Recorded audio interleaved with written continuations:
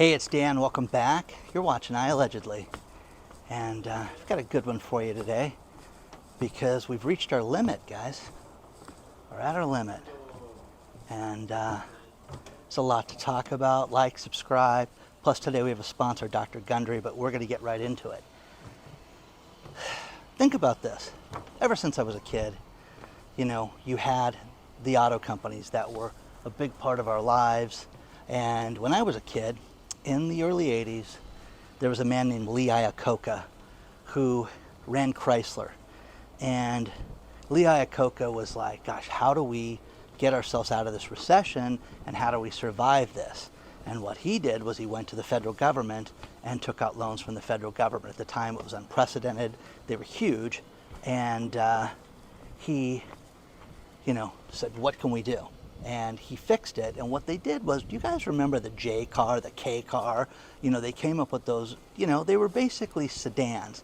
And they were basically perfect work cars, and they were fairly inexpensive, around $10,000 and maybe less. And but they were just sedans, and they sold a ton of them. Sold a ton of them to, to car rental companies. They sold a ton of them to fleet companies for people that had drivers, people that had pest control companies, people that had delivery companies back in the day, and they really turned it around and eventually paid them back and paid them back early. Now, you've got Jim Farley, the CEO of Ford right now, talking about, hey, we've reached our limit with this thing. And with the United Auto Workers strike, what you're seeing is that, they offered 23 to 26% pay raises, and they say that that's not enough. And the interesting thing about this is that, Ford, I think Ford could realistically go out of business. I think Ford's a joke right now. Their stock is trading under, we're right around $12 a share. Let's just leave it at that. $12 for a major automotive carrier company. I mean, manufacturing company. It's unbelievable. During, the 2003 debacle, when everything went south, we saw GM when they had filed bankruptcy, that the stock went to did it go to under $2 a share at the time? So I realistically think that this company could go out of business, and they have just doubled down on the electric vehicles. It's crazy. Who thinks that these electric vehicles are anything? The workers that make these cars are like, why are we making cars that no one wants to buy and that we're losing so much money on? And they're like, don't worry about it. You're getting paid. You're getting paid. Well, it's nice that the workers have some common sense that they want to work for a profitable company. So think about this. The strike a couple days ago just got expanded to the Kentucky plant.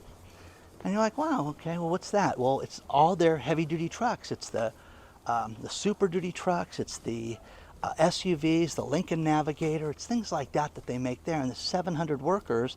And Sean Fain. Now, again, you can't, argue with the United Auto Workers. That guy's, hey, you know what? You guys don't want to talk? Boom. And this is a ploy to get them to come to the, the negotiation table. But I realistically think that that there is a problem with Ford, and that we could realistically see Ford go out of business during this time. And man, oh man, it's just, when you think about the quality of these companies and you think about what they're doing and spending money on all this electric vehicles, and again, I defy anybody, still to this day, no one, all of the press that I've gotten for the F-150 Lightning, everything you guys have sent me has all been, this is horrible, Dan. It's the worst thing we bought. We tow our boat and we lose battery power, and we, get up the Cajon Pass and we're freaking out because the battery's down 30%. Okay, well, okay. Doesn't work that way with gas, guys. So, one of the CEOs has a name that I can't pronounce. He is talking about how, hey, we've given the best possible offer. We can't talk about it. I think that they're out of gas, guys. I really do. And the thing that I get a kick out of with this is the the lies that they're telling us. So, hey, listen, there's been 100,000 cars that haven't been put on the market right now. Who is going to buy these cars?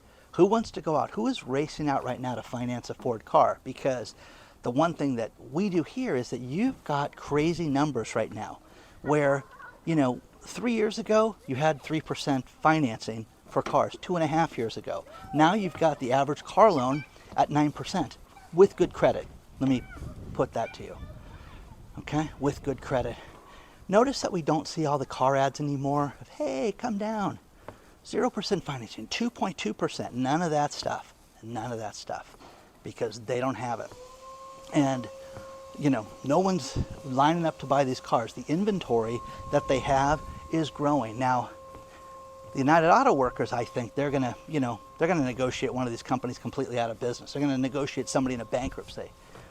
And you're going to see the smaller auto companies. You're going to see these EV companies, that are going to go down. Lordstown, billions of dollars was raised for that, and one of the former founders bought the place back for $10 million, which is a lot of money, but it's not anything compared to the billions of dollars they put into it. VinFast, that lost another $623 million of North Carolina's money. They've lost $5 billion into that company.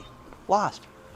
Well, why are you guys losing so much money? Because people are so excited about what we're doing. Imagine saying that. Imagine the CEO saying that people are so excited to buy this product. No one's lining up for that. Elon Musk, has his hand on the pulse of the finances of his company like no other person. And there is a master class right there in how to run a business, because he controls the financing, he controls the narrative, he controls everything. And I think that Tesla's having its own growing pains myself. That's my opinion. But what he just did was he just announced the cheapest lease ever for one of the Teslas, a Model 3, okay, for $323 a month. Well, that's cheap. Of course, it's the lower model, the lower mileage. It'll get you from here to Huntington Beach and back. And by the way, I'm at the next city over, so that's not very far.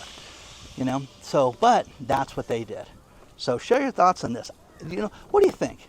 Let me know. You think Ford, it's going down? Just write down or write no, they're done, they're finished. I think that we're going to see one of these big auto companies go out of business during this time. Let me know what you think about this. Let's talk about our sponsor, Dr. Gundry. As we get older, we're being told from nutritionists, our doctors, people that care about us, that we need to eat better. And one thing that I have learned is that a lot of people eat right, but they're still a little heavy. They've got back pain, joint pain, bloated stomachs. There's something you can do about that. Dr. Gundry is a noted cardiologist who went out and realized that he ate a low-fat diet and wasn't losing weight and didn't feel right. So he decided to research this a couple decades ago and made huge changes. He's put together a video for you guys that's absolutely free to watch, but think about this. You can change your diet with what's already in your house right now, and it can make a huge difference and make it so that you're bloating and that your weight gain can go away, okay, with just simple foods. So take a look at gutcleanseprotocol.com/Dan. Use the link below to take a look at this video. But this is absolutely amazing that he put this together for us. And, think about this. We were all raised in that fake food pyramid of what to eat, what not to eat. And as we look at it now, it's completely ridiculous. So do yourself a favor. Stay away from foods that we think are normally healthy and good for us, and eat the right things. But check out this video from Dr. Gundry, and it's absolutely amazing. I love watching this thing. Again, www.gutcleanseprotocol.com/Dan. Take a look at it today. Use the link below.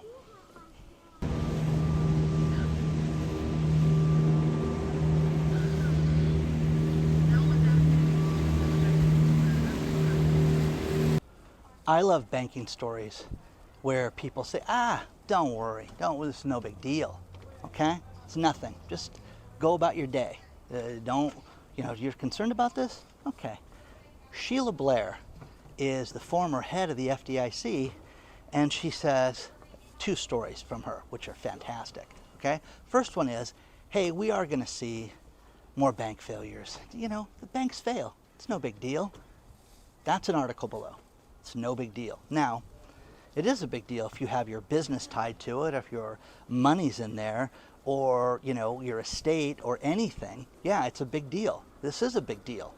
And, you know, I can't stand the, hey, look over here, don't worry, there's nothing to be concerned about as we go about our lives. No, no, no, no, no, no, no, no, no. See, these fat cats that know what's going on, I don't like them. I don't like disingenuous people. I don't like disingenuous know-it-all people. And the thing about this is that she's talking about how bad the banking system is and that we could see a problem with her. Okay, and I'm going to go back to her in just a second. Then you go to PNC Bank, and PNC Bank says, yeah, we're going to have massive layoffs. Yeah, we are going to start laying off people left and right. Huh? Okay. So they're going to lay off, and they want to try to save $50 million from PNC Bank. And they're not the biggest bank, guys. But that's a concern, guys, that they want to cut back. And they need to do this in the fourth quarter and start making these big cuts right now. So you're going to see this happen more and more and more right now, okay? And again, like Bob talked about in my last video, Bob talking about how, hey, you've got to get ready for more bank closures and more consolidation, and these places are going to merge together. It's really nice that you can walk on these docks. I'm sure these people hate it that I do this, but hey. So, PNC Bank, going to lay off more people, but don't worry about it. I got that from an industry site. I didn't get it from, you know, CNN. Now go to CNN, go back to Miss Blair, and what she was talking about, hey, listen, we are in a housing bubble, and you're going to see major problems with the housing market. Well, wait a second, okay? Banks failing, and now the housing market is a problem? Well, you can't have it both ways, guys. You know, in a world, do we have industries that go up and down? Of course we do. And, you know, the car industry does bad, and this industry does good, and things like that. That happens all the time. But what you're seeing right now is that people are finally getting ready for there to be a housing problem, okay? And, you know, Sheila Blair talking about this. This is a real concern. There is a housing bubble right now. Now, Devin had the comment of the day a couple days ago where he wrote me and goes, Dan, you know, you're talking about $300,000 mortgage. $300,000 mortgages, it's no problem to get one. All you have to do is put $500,000 down in your house, and you can have a $300,000 mortgage. Okay. Get it? Guys, it's kind of ridiculous. Okay? Stephen always sends me stuff out of the UK. Oh my gosh, it's always so good. And he got a, you know, offer for credit cards. And again, you people that say, you're a liar, this doesn't happen. 41% interest rate. 41%. Look, there's his offer. Did he get Go buy yourself stuff, dude. Go buy a TV in the UK. How much are those? Anyways, see, it's ridiculous. You can't live this way. By the way, I'm by the boats under the flight paths. Lucky you. So, you know, nobody wants to look at this stuff and be realistic with all of this. And with everything that's going on in the world right now, you have to be, you know, conservative in everything that you can do. In everything. In your business, in work. I know someone who's in the medical field, and they're trying, how can we cut people's hours back and still be productive? She heard someone say that. Well, I don't know, but make them do twice the work inside of 6 hours instead of 8? You know, things like that they're going to start trying to do. Watch out, because it's what your boss is going to be doing to you too. They're going to cut back and show you how, you know, hey, you know, I once worked for a Japanese company. Okay, he was a nice guy. He couldn't run a business very well. And every time I would hit a sales quota, like, hey, you need to sell $25,000 a month of this one product, and I would hit it, he would say, now it's 30, right before I would get paid the bonus. So, I was married at the time, and I said, I think this guy's doing this on purpose. I think I get close to the number that he gets, and he raises it. I said, I can't work for this guy. I got to leave. This is insane. So the number was 40, and I was at like 34,000, and it was like the 17th, 18th of the month, and I was going to shatter it. And he goes, listen, we need to talk about raising that number. And I said, you know what? You're right. Let's make it a real challenge. He's like, really? And I said, yeah. He goes, I was thinking 60. I said, nope, make it 80. Make it 80. Really? You'll have a bonus at 80,000? Yeah. Okay. So I was done at that point. So you can't work somebody to death and change the deal. And during COVID, I saw a guy that worked for a medical company that saved the business. Okay, absolutely saved the company and made them change the product that they were manufacturing. And when it came bonus time, they were like, we're not going to pay you that. You make more than the owner does. That's insane. Well, wait a second. You guys have had a record quarter right here. Yeah, but you can't make that much money. No way. So they fired the guy. Okay? So get ready for that stuff to start happening more and more again, guys. So anyways, kind of off on a tangent or two.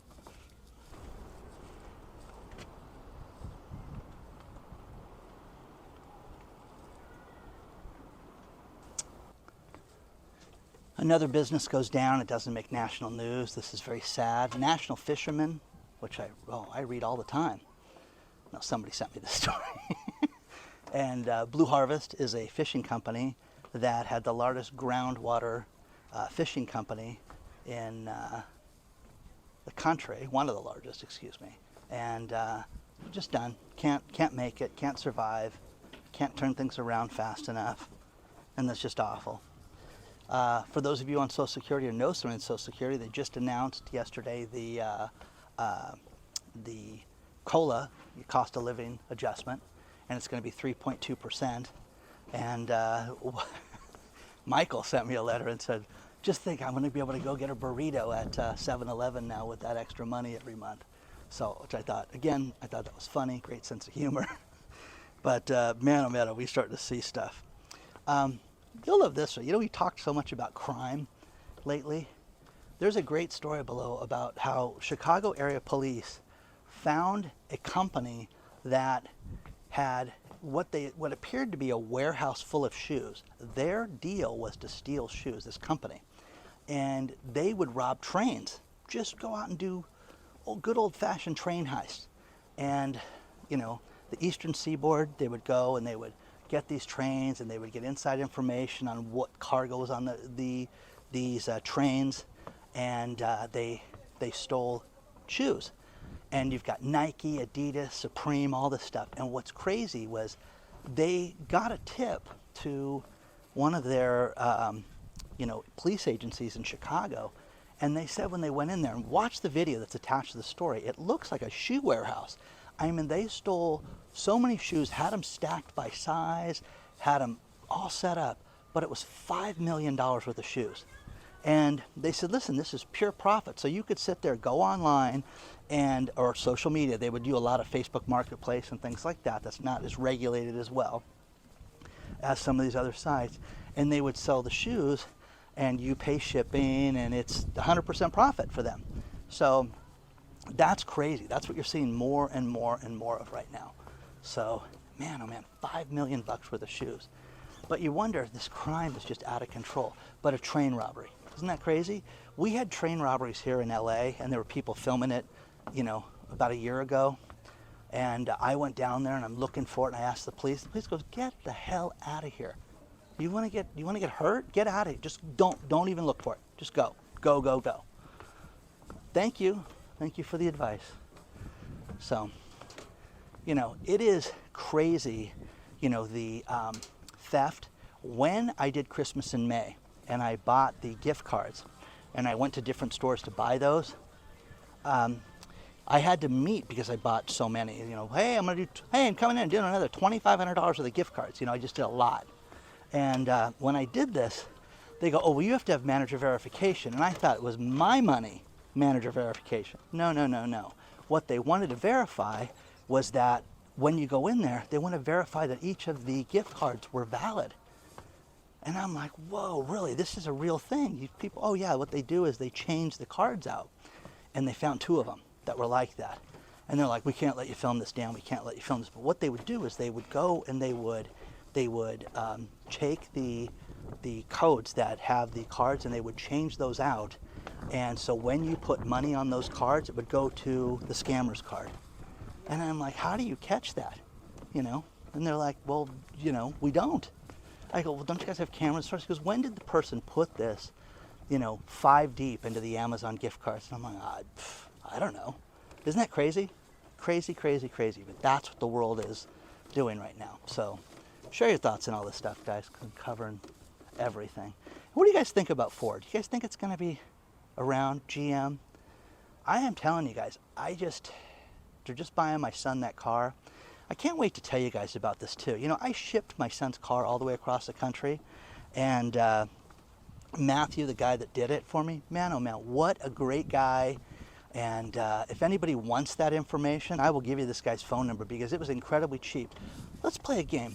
How much was it to ship a car from California to Boston? How much? How much was that? Just put the number down. Guess. Okay, and I'll answer eventually. Because I was shocked, okay? I had prices all over the map, and that industry is loaded with scoundrels. The moving industry is awful. They will pack a family up, give you a price, you'll pay for it. You get it there, and they say, listen, we have, you know, some extra expenses or more tolls. You exceeded the weight over what you told us your furniture was, which I don't know about you. When's the last time you weighed your furniture, guys? Okay, so there's that.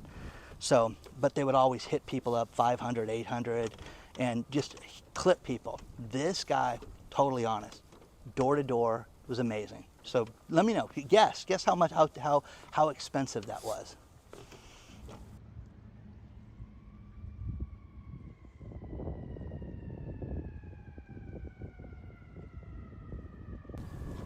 I'm going to finish this video with these last few stories, and Chipotle raising its prices again.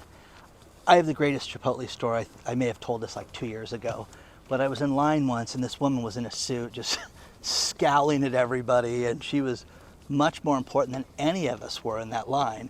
And she gets there and I'm having a bowl and they, white rice or brown? I'll have white rice. Oh, come on, put some rice in that. Okay, what's your protein? I'm gonna have chicken. Guy puts a scoop of chicken in. Oh, what is that? Put some chicken in that. Come on, come on. Am I gonna have to do this the entire day? Is that it? Is that what I have to do? Do you want vegetables? Yes. Guy puts a scoop of vegetables. She loses it, okay? And said, that's not enough vegetables. Put some on there. Put some on there. So I was like, okay, this is great. So she does the salsas. I want 3 different types of salsas on the side. I want my cheese, put more cheese on it, and then complained about the cheese to where it was as big as a bowling ball when they got done with her bowl, and they put the lid on it and smashed it. And ever since then, when I go to Chipotle, I have no problem with asking for more stuff because of rude Karen. Anyways, Family Dollar, they just recalled in 23 states medications from their stores because they didn't meet temperature requirements. When's the last time you guys went to one of these discount stores and you saw the frozen food sitting out for an hour as you were shopping, and then they decided to put it away? Or things like this. Well, these medications can't get hot, can't get too cold. And so watch what you buy from these stores because they had to recall a bunch of these from 23 states. Okay, 23 states. Somebody sent me this and I was like, oh, this has got to be a joke. There are kids as old as 11 going to school now that are wearing diapers still. And I'm like, oh, come on, guys, this is special ed. It's got to be something serious like that. No, it's lazy children in Switzerland that are wearing diapers at age 11. And the teacher group there, not an association, their group is like fed up with this, that they have to change diapers for 11-year-olds. What? Okay. No.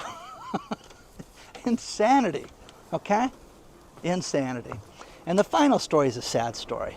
And that is America's sweetheart, Mary Lou Retton. Remember her from the 1984 Olympics? Okay? She, you know, just brought America together. She was a gymnast, and she was always brought in for color commentary, for, you know, gymnastics for decades. Okay? Well, she's now much older, and she got pneumonia. But here's the sad part: she didn't have health insurance, so she's got pneumonia. She was, she's very close to dying from, and they had to do a GoFundMe for her to pay for her care.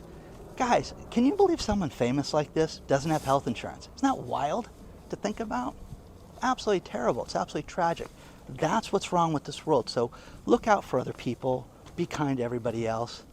Don't forget to hit the like button. Don't forget to subscribe to the channel. And onward and upward, guys. I'll see you guys very soon.